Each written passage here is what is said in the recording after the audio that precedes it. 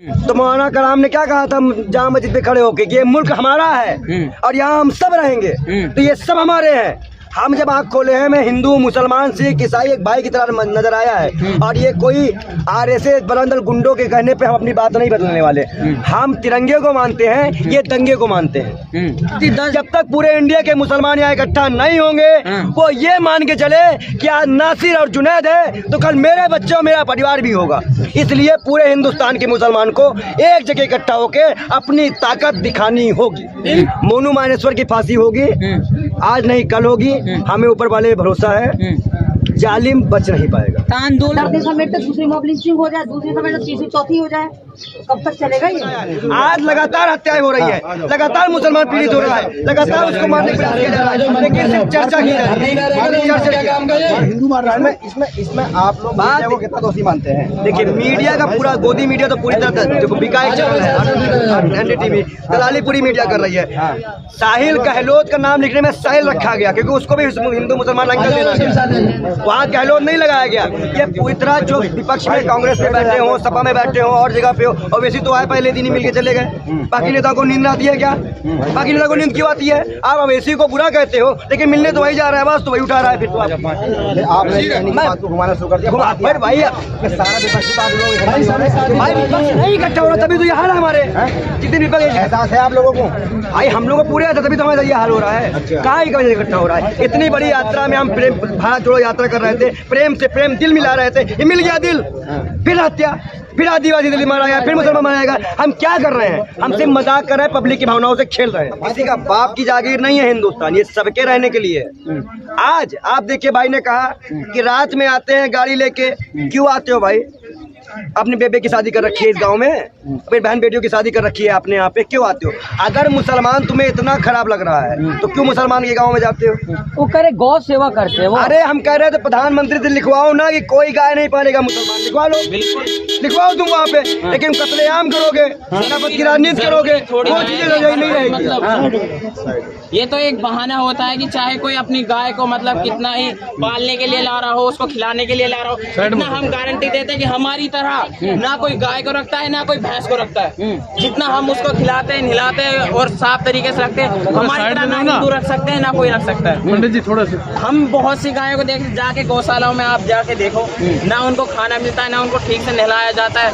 अगर इतना ही है तो उनके लिए एक अलग स्पेशलिटी दो ना, क्यों उनको रोडों पे इतना मतलब इधर उधर फेंक रखते हो? तो क्या लगे गाय के नाम पे राजनीति हो रही है? क्यों नहीं हो रही है? क्या एक मिनट क्या नहीं हो रही है? हाँ, अभी अखिलेश यादव ने पूर्व मुख्यमंत्री ने सवाल पूछा योगी आदित्यनाथ जी से कि आप अमेरिका के टूर में गए, हर जगह आपके मंत्री टूर में गए, सांड दिखा क्या?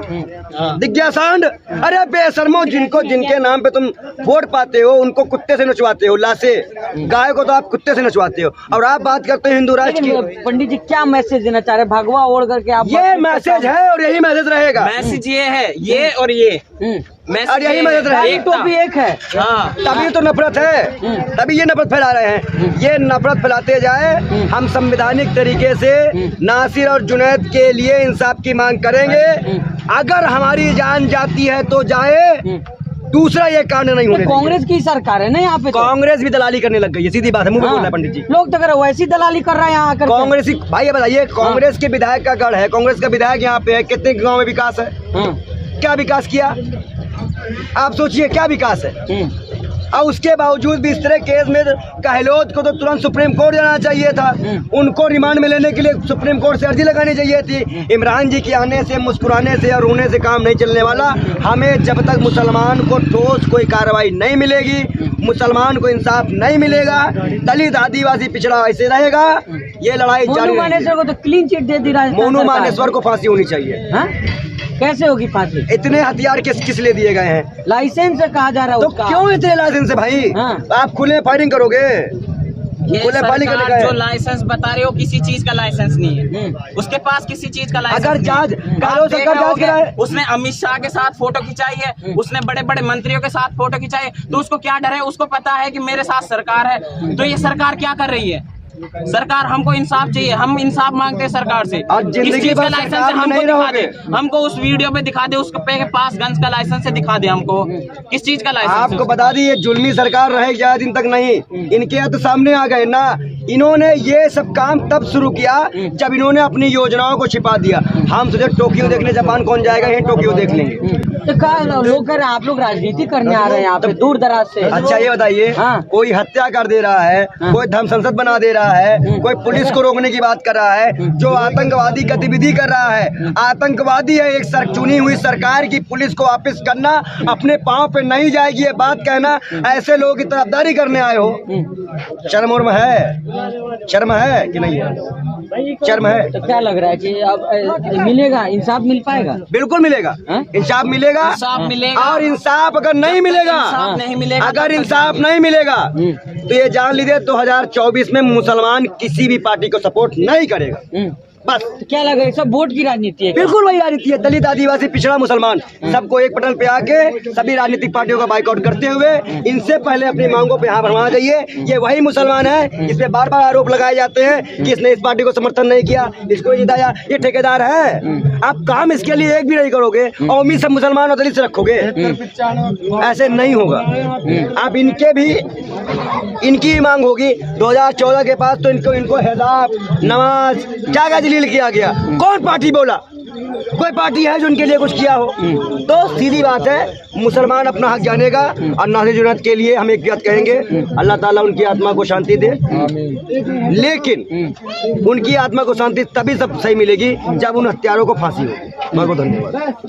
पंडित जी, जो वेद उन पंडितों ने पढ़े हैं जो गाय को बचाने के लिए गुंडों का सहारा ले रहे हैं, क्या आपने नहीं पढ़े वो वेद? नहीं, मैंने पढ़े हैं। तो पर मैं उनको ये कहना चाहिए ना, मैं पूछना चाह रहा हूँ, क्या एक गाय को बचाने के लिए इंसानों की हत्या कर देना वेद में लिखा है क्या? किसी वेद में नहीं लिखा। राम ने हिरण का शिकार किया, खूबसूरत हिरण का, मृग का।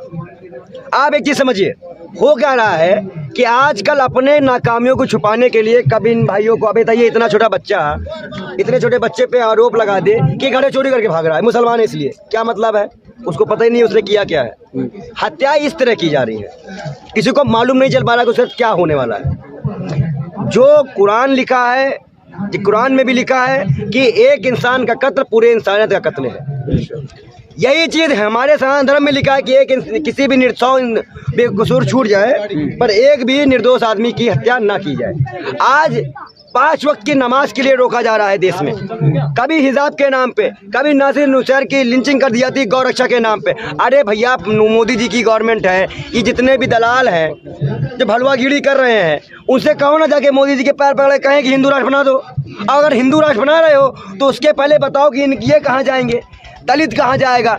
अभी सिख भी, अब जो पाकिस्तान में भी खालिस्तान की मांग उठ गई, वो उंगली काट रहे हैं। अगर कोई मुसलमान होता तो वो आतंकवादी हो जाता। आप सोचिए ना कि एक समुदाय विशेष पे टारगेट क्यों बार बार। और ये नेतागिरी, ये विपक्ष की भी कमियां हैं जो मुसलमान को वोट बैंक का मोहरा मानती है पर करती उसके लिए कोई कुछ नहीं है। तो पंडित जी, गाय के ऊपर हरियाणा, राजस्थान, यूपी, ये कुछ ही राज्यों में ये किया जाता है कि गाय पर रोक लगाई जाती है। भाजपा के प्रदेश पंडित जी, मेरा सवाल सुन लिए, ज्यादा राज्य ऐसे हैं जिनमें गाय को काटा जा रहा है और उनका मांस विदेश भेजा जा रहा है। बताइए। और मैंने ये सुना है कि वो बूचड़ खाने ज्यादातर बीजेपी वालों के हैं, तो उसके बारे में क्या कहेंगे आप? टोपी लगाए हुए हैं और इतना डर रहे हैं पत्रकारिता करते हुए। आपको मेघालय के अध्यक्ष का बयान नहीं नजर आया क्या? मेघालय के प्रदेश अध्यक्ष ने कहा मैं गाय खाता हूँ, बीजेपी को आपत्ति नहीं है, तो फिर इन बेशर्मों को इनसे आपत्ति क्यों है? ये तो खाते भी नहीं है, आप प्रूफ भी नहीं दे पाए हो, वो तो खुलेआम कह रहा है। आप लोग बीजेपी के नेताओं का नाम लेने में इतना डरते हो, यही डर आपकी जो है ना हम लोगों को नुकसान कर जाता है। आप लोग नाम नहीं ले पा रहे हो, किसने बयान दिया? अरे मुंह खोल के बोलो। तो आपको भी तो पंडित जी हिंदू विरोधी कहा जाएगा, टोपी वालों के बीच आप भगवा पहन के। अच्छा, ये मतलब आप टोपी वालों के बीच भगवा? आज ये बताओ, हम तुमसे पूछे, जिन्ना जब पाकिस्तान लेके निकाल दिए अपने यहाँ से तो उन्होंने कहा मुसलमान बाहर जाओ, तो मौलाना कलाम ने क्या कहा था जामा मस्जिद पे खड़े होके कि ये मुल्क हमारा है और यहाँ हम सब रहेंगे, तो ये सब हमारे हैं। हम जब आँख खोले हैं, मैं हिंदू मुसलमान सिख ईसाई एक भाई की तरह नजर आया है। और ये कोई RSS बरंदल गुंडों के कहने पे हम अपनी बात नहीं बदलने वाले। हम तिरंगे को मानते हैं, ये दंगे को मानते हैं। ये दंगे को मानते हैं, हम तिरंगे को मानते हैं। हम इसका वर्चस्व पूरे इंडिया में या हारे का वर्चस्व नहीं चाहते, हम तिरंगे का वर्चस्व चाहते हैं। संविधान से काम हो, लेकिन वो आप लोग नहीं करेंगे। आप लोग भाजपा नेता के नाम लेने में डर जाते हो। आप लोग भाजपा कांग्रेस की सरकार है यहाँ पे, भाजपा से सवाल थोड़ी पूछा जाएगा। गहलोत कुछ बोल कहा है? भाई क्या करो, गहलोत से भी सवाल करो ना, कांग्रेस से भी सवाल करो ना। अगर कांग्रेस की भाई इमरान प्रतापगढ़ी जी आए, गहलोत साहब ने 80 लाख का चेक दिया था कन्हैया कुमार में, क्या 80 लाख का चेक नहीं मिलना चाहिए नासिर हुसैन को, नासिर और जुनैद को? आप बताइए, अगर पहली ही घटना जो लीचिंग हुई थी उसी में जबरदस्त कार्यक्रम हो जाता मुसलमान की तरफ से ना, तो ये घटना दोबारा ना होती। इसलिए मुसलमानों को भी तब तक हार नहीं माननी इस बार। ऐसे किसान नहीं हटे थे, वैसे इनको नहीं हटना है। और तादाद बहुत कम है, तादाद और होनी चाहिए थी यहाँ पर, और तादाद बहुत कम है। जब तक ये छावनी पे नहीं बदलेगा, जब तक पूरे इंडिया के मुसलमान यहाँ इकट्ठा नहीं होंगे, वो ये मान के चले कि आज नासिर और जुनैद है तो कल मेरे बच्चे और मेरा परिवार भी होगा। इसलिए पूरे हिंदुस्तान के मुसलमान को एक जगह इकट्ठा होके अपनी ताकत दिखानी होगी। इनकलाब इनकलाब।